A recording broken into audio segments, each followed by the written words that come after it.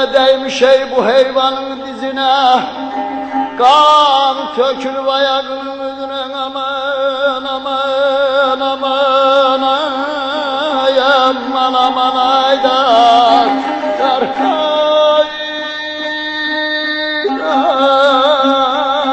aman ay.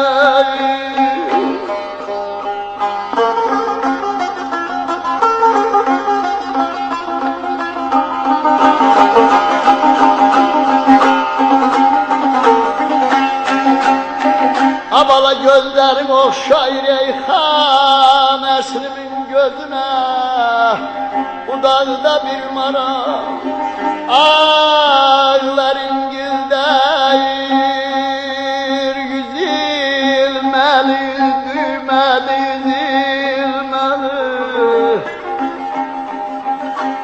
Hörmətli dinləyicilər, siz Ozanların Dilindən adlı proqramımızı dinlədiniz.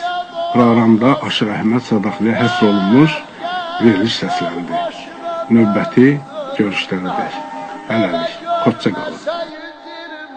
Yalakalar tek tek, gözler göçey falan.